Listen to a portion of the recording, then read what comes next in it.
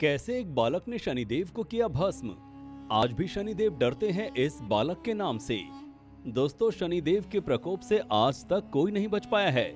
शनि के प्रकोप से सिर्फ इंसान ही नहीं बल्कि देवता भी डरते हैं। इसलिए शनिवार के दिन शनि मंदिर में जाकर सरसों के तेल से दिया जलाया जाता है।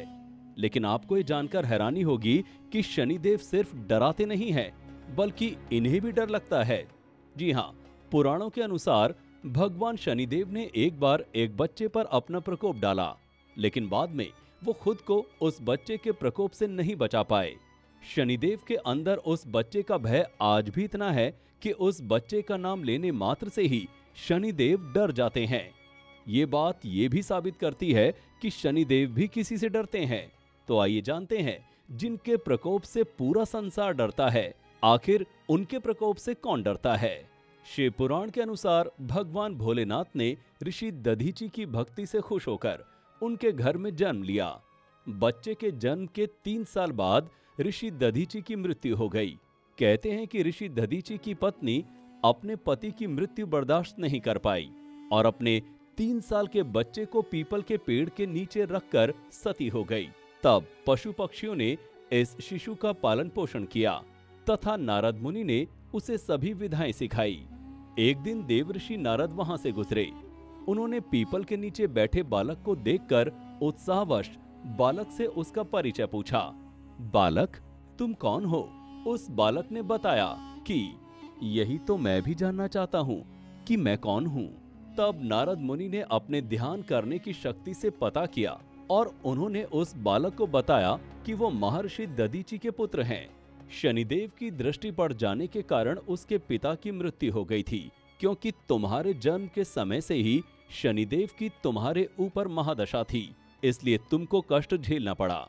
फिर देवऋषि नारद ने पीपल के पत्तों और उसके फलों को खाकर जीवित रहने वाले बालक का नाम पिपलाद रखा।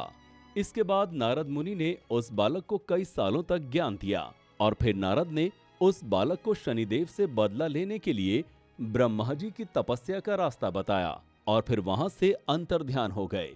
बालक पिपलाद ने नारद के बताए अनुसार ब्रह्मा जी की घोर तपस्या कर उन्हें प्रसन्न किया। ब्रह्मा जी ने जब बालक पिपलाद से वर मांगने को कहा तो पिपलाद ने अपनी दृष्टि मात्र से किसी भी वस्तु को जलाने की शक्ति मांगी और उन्हीं शक्तियों के बल पर उस बालक ने शनिदेव को ढूंढ निकाला और फिर अपनी दृष्टि से शनिदेव को भस्म कर दिया। ये देख पूरे देवलोक में हाहाकार मच गया। सभी देवता ब्रह्मा जी के पास गए और पिपलाद को समझाने तथा शनिदेव को वापस जिंदा करने को बोला। बाद में ब्रह्मा जी पिपलाद के सामने प्रकट हुए और उसे समझाते हुए उसे एक वर के बदले 2 वर देने को बोला।